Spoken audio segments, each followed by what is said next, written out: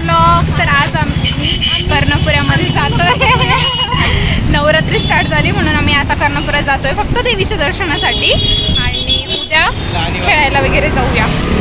So blog continue करा.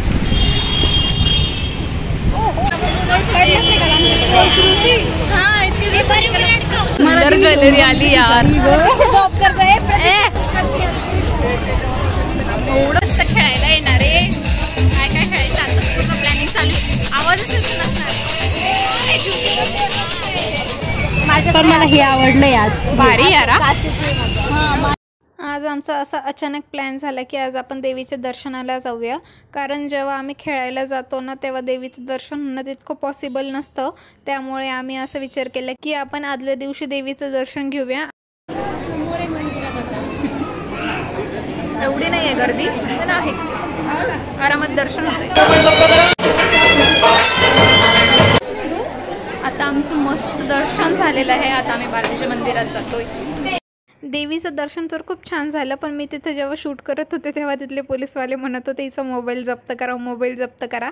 त्यामुळे मी तर काही तिथं नंतर शूट वगैरे केलं नाही. बालाजीचं दर्शन वगैरे छान झाल्यावर बाहेर या रथाचं वगैरे दर्शन घेतलं.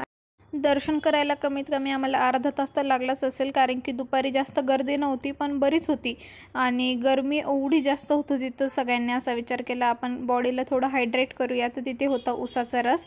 आम्ही दरवर्षीच जत्रेत आलो की उसाचा रस पितो म्हणजे पितोच म्हणून मग उसाचा रस वगैरे घेतला आणि घरी आलो. घरी आल्यावर अचानक आम्हाला दांडियाला जायचा आमचा प्लॅन झालेलाच होता.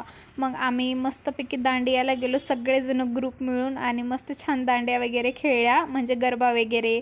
आमचा ग्रुप खूप मोठा होता त्यामुळे आम्हाला इतकं भारी वाटत होतं. मस्त आम्ही नवीन नवीन स्टेप ट्राय करत होतो. खरंच सगळेजण एकत्र आल्यावर खरंच भारी वाटतं.